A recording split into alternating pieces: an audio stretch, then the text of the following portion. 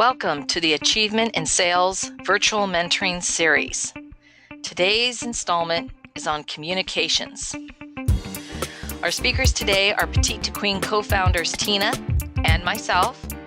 Our Director of Operations and Communications, Rachel, completes our panel. Let's get started. In my experience, understanding your client needs and pain points is a key foundation to providing the right product or service.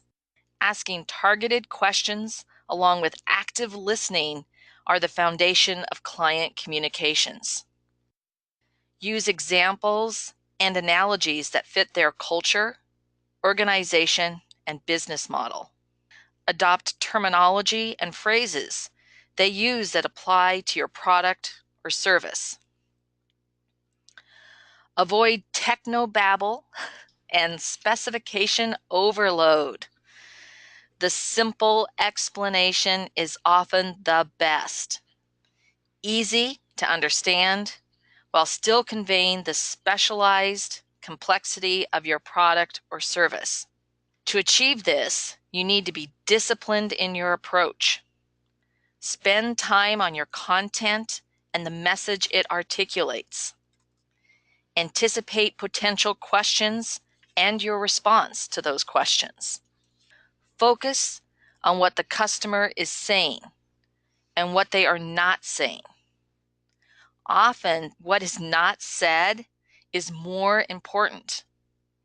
Be mindful of their tone of voice, attention, and when in person, their body language. What are their goals and objectives? How soon do they need a solution? What are the criteria for moving forward? When you are effectively communicating, you are establishing a bond of understanding and empathy. You hear the nuances of the outcome of your client desires with your product or service. Remember to be flexible and follow the customer's lead, steering back to the achievement of their plans. Flexibility within your conversation allows for an emotional connection and demonstrates your ability to pivot as you work together on the goals and the requirements of the client. Tina, what are your key takeaways here? Well, Lynn, I think you've done a pretty good job of not pretty, you've done a very good job of outlining here for effective communications. And I think we'll be getting into this as we go a little farther along in our webinar. That what we have and what we communicate as far as content is driven not just based on what we're bringing to the table, but what we as a sales person might be bringing to the table, but it's also what our audience is looking for, and that competitive analysis and the information about the people and the industry. All those things, if we've done our research properly, allows us to engage in a more genuine fashion. And allows us to pick up on some of that body language that you're mentioning, and some of the other questions, or allows us to take a conversation a little deeper than just a surface level. Rachel, how about you?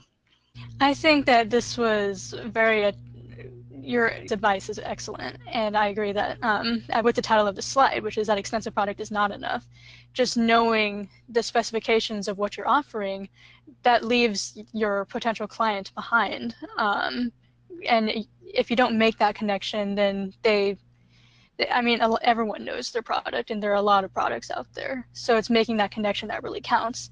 Mm-hmm. Now, Lynn, at the beginning, you talked about observing the culture there, the way they discuss and the phrases they use. And I presume that that's something that would be done in the first meetings or even before you reach out to them. And I was just wondering if you have any quick advice on how you can get a good feel for the culture and reflect it. You know, that is an actually perfect segue into our next slide.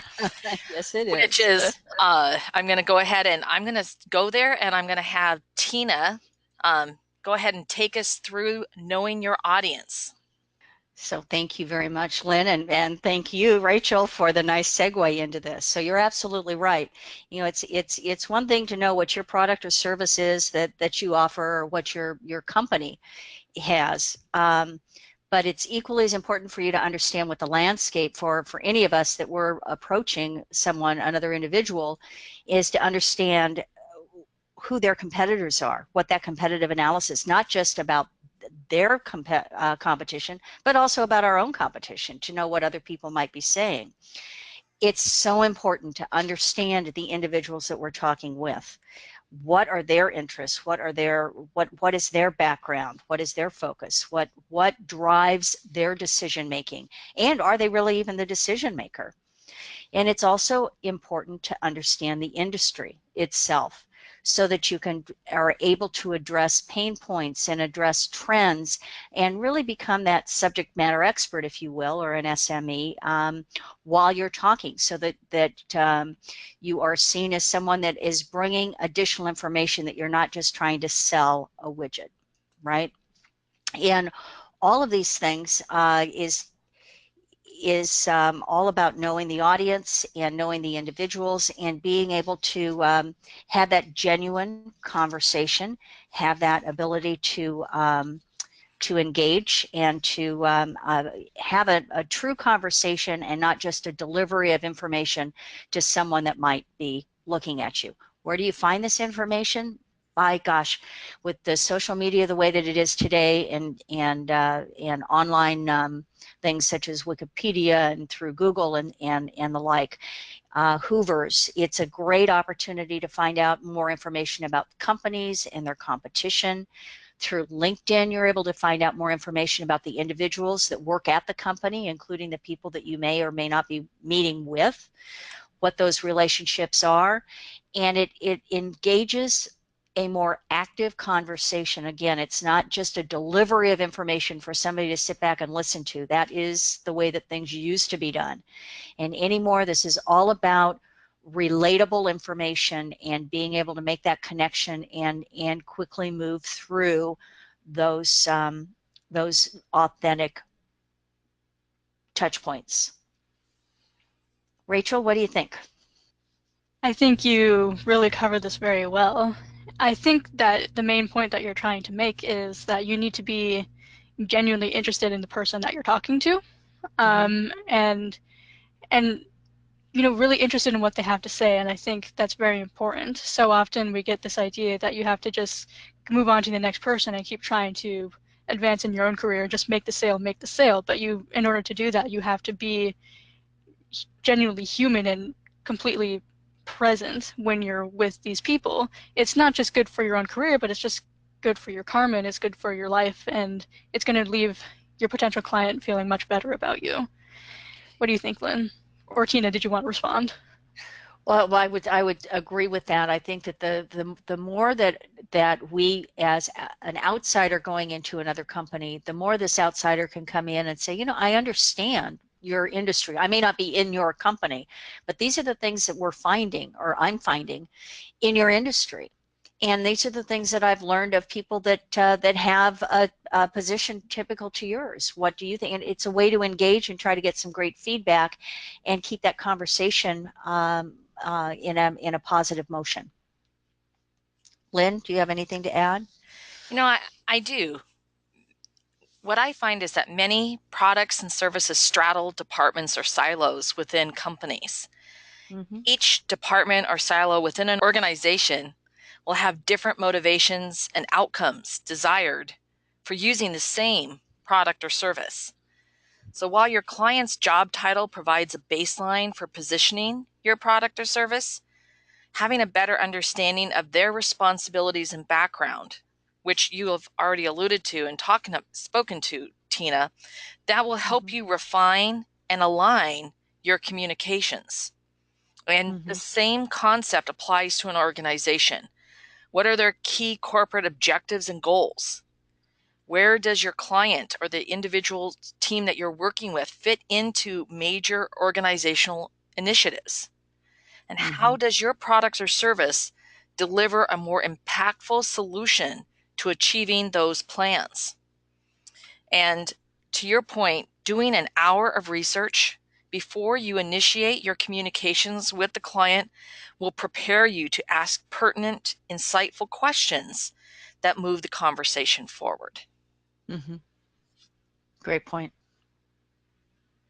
Tina, you want to take this one? Oh, so that brings us to knowing your objective. And Lynn, you just walked right through that. So yes, spending an hour or two of research before you go into a meeting, and also planning out in your mind what the objective is. Why are you there? What is it that you want to learn? What are the next steps? What are our goals? And by spending a little bit of time on this ahead of time, it helps to position what our goals are. It provides the guidance. It facilitates planning. It helps to motivate us, and it in some ways it actually controls our performance and allows us to monitor the progress throughout that interaction that we have. So, the question, what do I need to accomplish with this first meeting? Is it to establish trust? Is it to establish what the next steps are? I would think that that's probably one and the same thing. Are there other people that need to be involved with this? Am I going to be what do I do if I uncover some additional information that I wasn't planning on? Well, maybe that's a good reason for a separate meeting. For many people, the first meeting, the objective is to get a second meeting, or to be able to move things along and maybe meet other people within the organization, or to get to a point where we're doing a proposal or some kind of an understanding of working together. But if you there's something called SMART that's out there in the marketplace, and everybody, I think most people are familiar with, to be specific, to be measurable, achievable, resource, and to have a timing on it. So everything is actionable, and everything is measurable. So if you have one meeting, what is the goal of the second? And if it's to move the ball along, then you've got to be able to see on a chart or in your mind that you've had this first meeting, now the second meeting, now what's the next step? Is it to do a proposal, or is it to bring a solutions team involved to better understand what their needs are? So this could be a long process. This could be as simple as someone coming into a retail store and you saying, hey, these are all of the perfumes that we have to offer, and what type of scent do you like? And then you narrow it down to certain things, and maybe you can make the sale that way. That's an odd thing for me to relate to, but for some reason that came into my mind right now. But always pre-plan that meeting. As much as we want to have spontaneous conversation, there still has to be a discipline in our approach to any face-to-face or telephone meeting. Rachel? I think you made a lot of good points there, and I agree with what you said. It's useless to go into a meeting or into any situation and not know what you're trying to get to. In one of our previous slides, we talked about being flexible with your conversations, and that's important, but you do need to have a goal in mind. It doesn't really matter how you, I mean, it does matter, of course, to the particular situation, but how you get there, you need to be flexible about. But you do need to have a goal. And obviously you can't always reach that goal, but you have to have one in order to know how to move forward and what kinds of questions to ask. And so I agree that you need to have an idea. Well, and just as importantly, it's know when to move on. Know if this is not the right individual or not the right department, to Lynn's point on the previous slide, to know if this is going to be a good fit, or if this is something that we need to readjust. And if this isn't fitting in your department, then perhaps you can direct me to another department or another person. So, Lynn, how about you? I'm going to put a spin on this. And when you know your objective for the client communications, and how vital that is to effectively build a dialogue. If you don't know where you want to go, you're spinning your wheels, and which is what I'm saying it in a different way, right?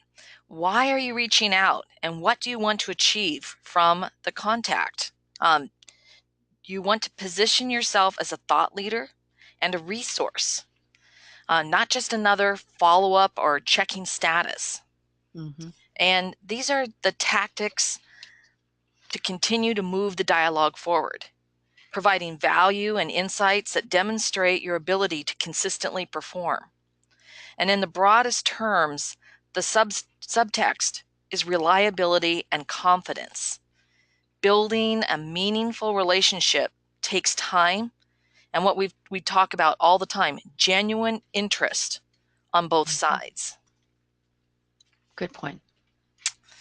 So I will take the next slide, which goes hand in hand, minimal actionable commitment. For each client interaction, establish the minimal actionable commitment you expect prior to your communication. What is the takeaway to be achieved? Your customer needs to be engaged and bring something to the table. If they're only showing up, they're not involved. They must have skin in the game to move an initiative forward. So the minimal actionable commitment from the client should be reasonable and relatively easy. If there is too much heavy lifting, you can lose them. Everyone has a barrage of demands at work. When you do the heavy lifting, you demonstrate a positive impact on their limited resources, and you're providing invaluable, effective, and reliable service. So ensure that you deliver your own takeaways accurately, completely, and on time. Always do what you say you will do, and you follow up will communicate with resonance when you do that. Tina, what are your thoughts on the minimal actionable commitment? Yeah, I really like this. It's almost what in the old days we call a presumptive close or something, where you absolutely want to have something that is going to happen. And if it's as like a handshake as this young lady is doing in the slide, it's an implicit commitment. It doesn't have to be it's something that is understated. It's something that is developing. It's something that's motivating, and it's something where you can shake hands and look each other in the eye and say, yes, we're going to be moving this forward. And I think I really like this this thought process of having that minimal actionable commitment, reliability, context, value, and insights. Rachel?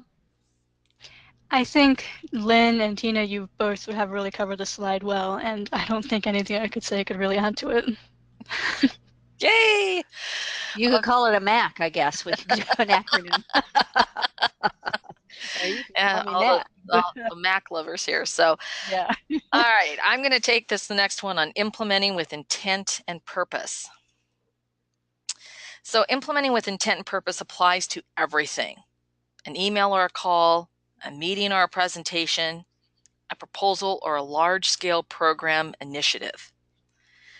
While the amount of time you spend preparing will vary a great deal, spending the time needed will directly impact your success. It's like doing your homework. When you've studied, you are more confident and are more likely to do better on tests, even when tossed a curveball. In sales, this is critical. You are far more likely to be effective, concise, and respond knowledgeably when you have prepared. It's much easier to get to the point and clearly articulate when you are prepared. So that's why we say be brief, because you want to be respectful of your client's time. It is sometimes said that executives think in terms of bullet points. Be mindful of others' schedules and obligations. Get to the point. Share your passion and excitement about the subject, about your product, about your service. Infuse your conversation with enthusiasm. Make an emotional connection and be inspired. Agree on your minimal actionable commitment and be gone. Let your clients get back to everything that's waiting for them or already pinging on their devices.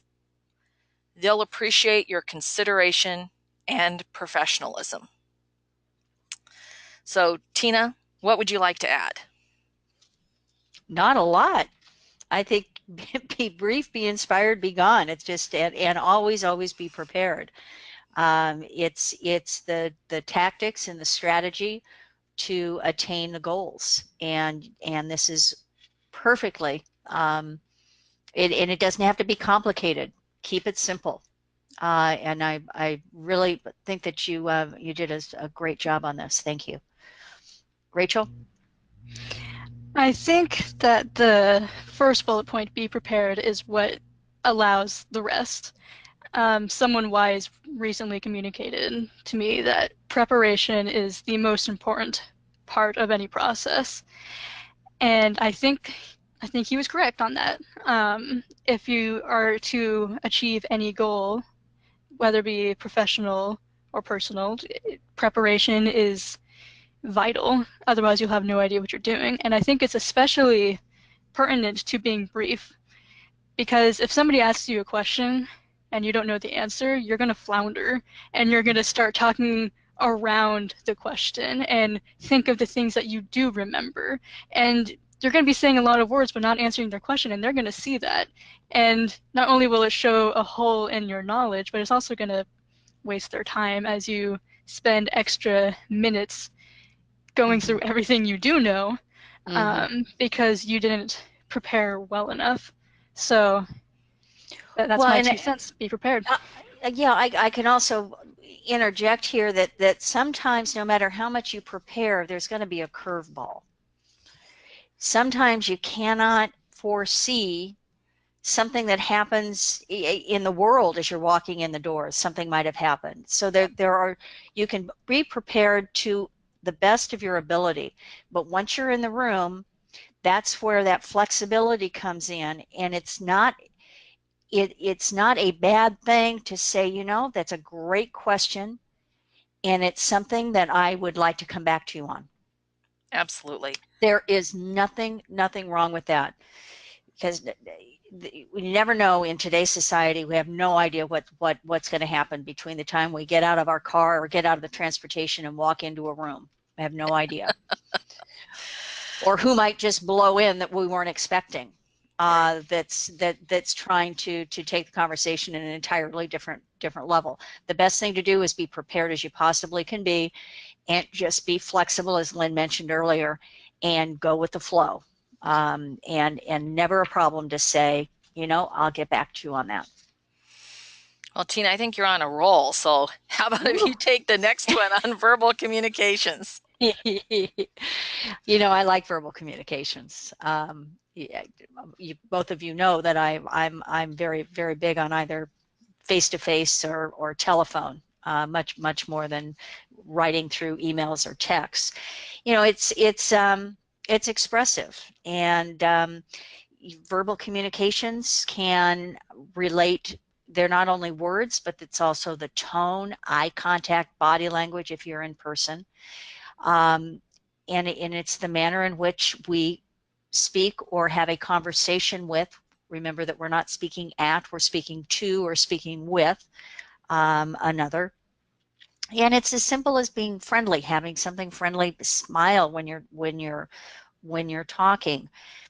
Think before you speak. Filter. There are some individuals that just blurt out the first thing that comes in, and when we're in a conversation, a business conversation in particular, they got to have that filter on, be friendly, and think about, even take a minute before responding to a question or a comment. You want to be concise, be clear about your message.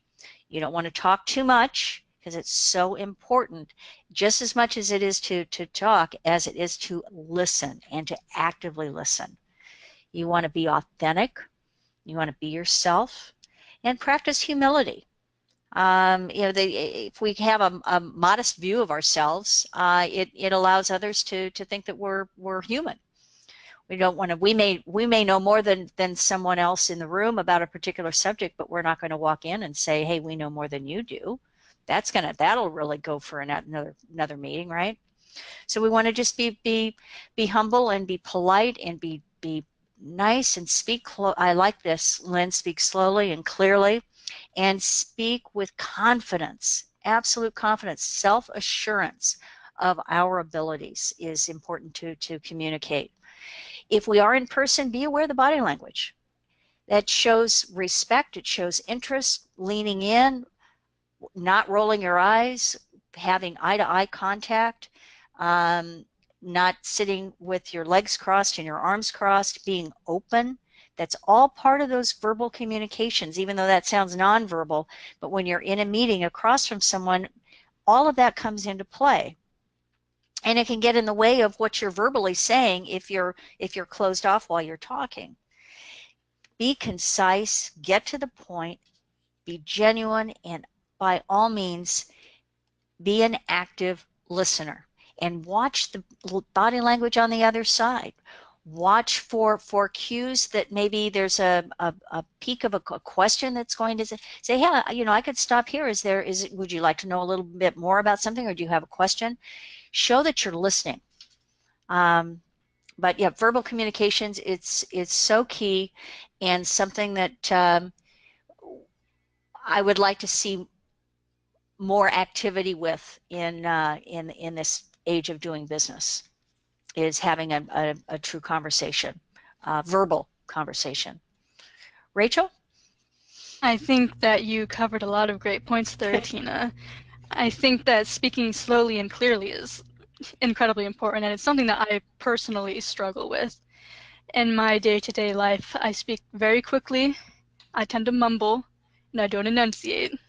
And you talk about being authentic and being your true self, but that doesn't mean don't practice your speaking, because there's no point in doing a presentation or having a conversation if the person you're speaking with doesn't understand a word that you're saying, because you're mumbling at a really fast rate. Mm-hmm. So do be sure to address these things in yourself. If you notice that you don't have excellent verbal communication skills, then be conscientious and put in that effort to get better at it, because it will be worth it, and it's going to pay off in a million ways throughout your career and your life.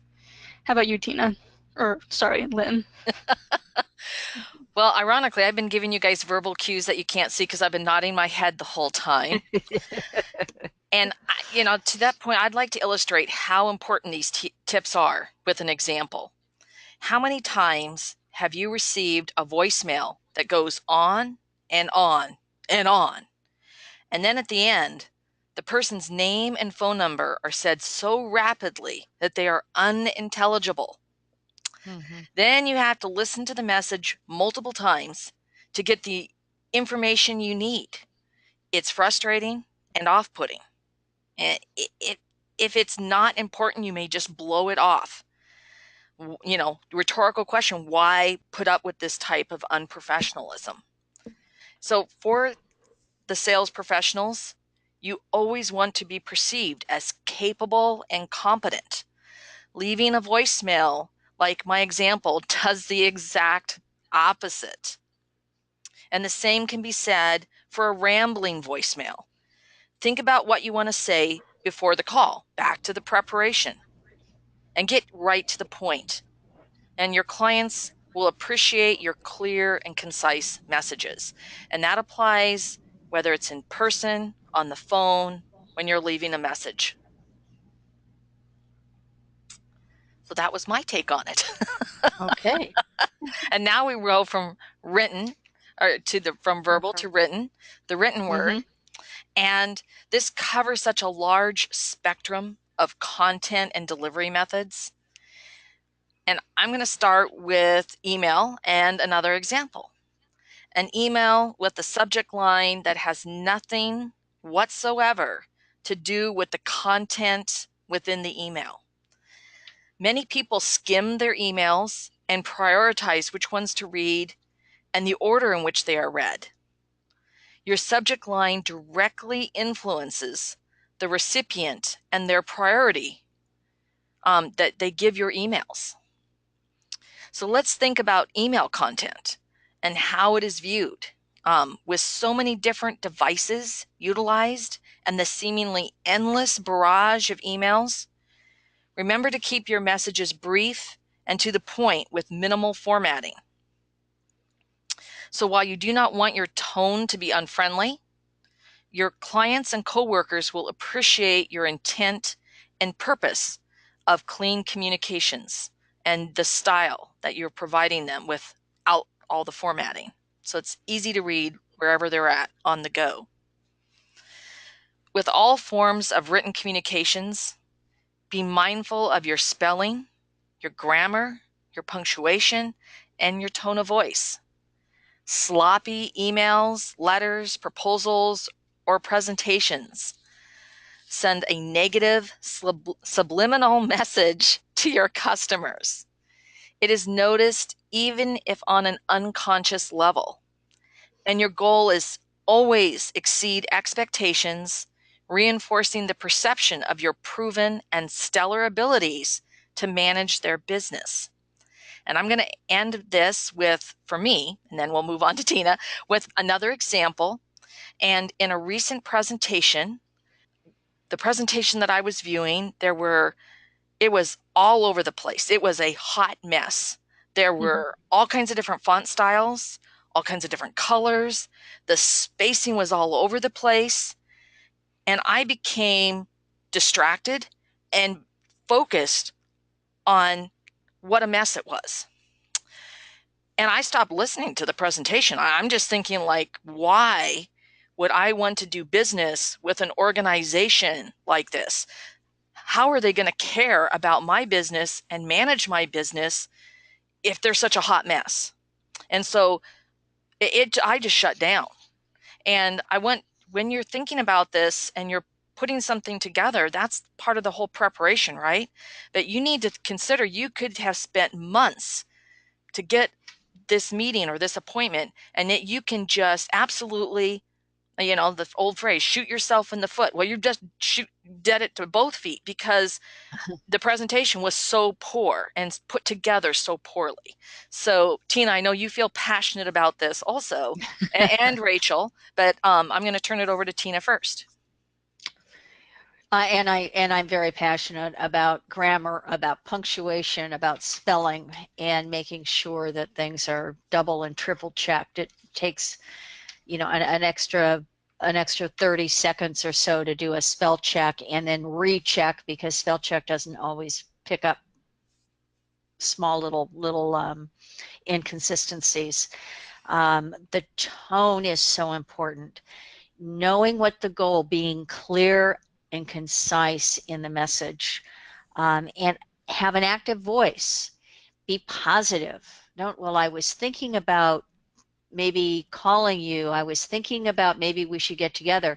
Let's get together on such and such a date. If you prefer a better date, a different date, then let me know what that is and we'll get it done. I'll call you tomorrow. Be concise, be consistent, be active, and always stay professional.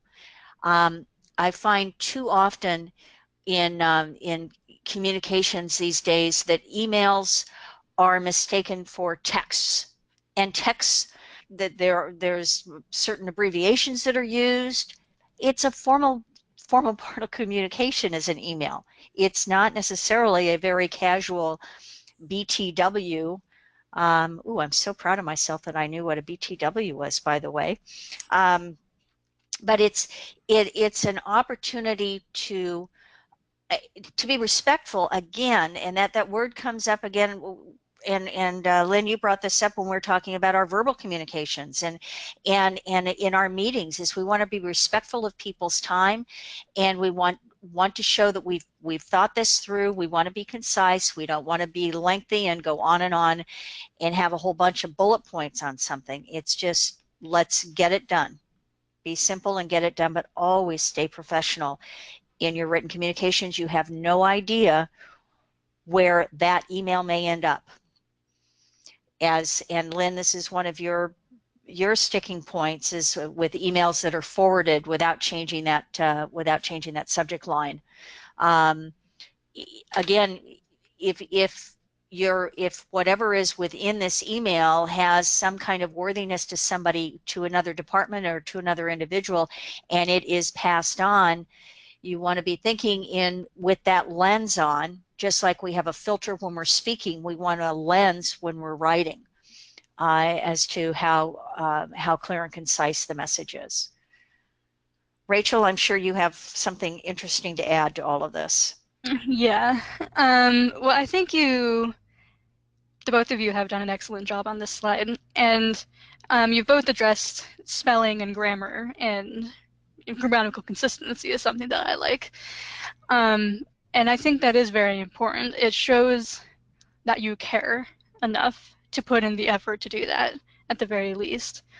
Now, obviously, spelling and grammar doesn't come easily for a lot of people, and it's something that some people have to put an extra effort into, and that's okay. I don't want anyone to be discouraged because of that, but have a coworker, or if it's reasonable and not a breach of privacy, have a friend help you with your writing if need be. But do put in that extra time and effort, because it does show your professionalism and it shows that you care. And there are also a lot of pedants in the world that will be straight up offended if they read poor writing. Not overly offended, but Oh yeah. annoyed. Yeah, and it Yeah, can be good point. something so simple as, the name of the organization is misspelled. It's like, Or the you, name of the person. yeah, Or the yeah, name of the person, right? you just slapped Yeah. them in the face. C You just instead of a slapped them in the K. face. Yeah. And sometimes that Yes. does happen because, some autocorrect will change. And as soon as I see that, I am all over it and saying, I am so sorry, darn autocorrect.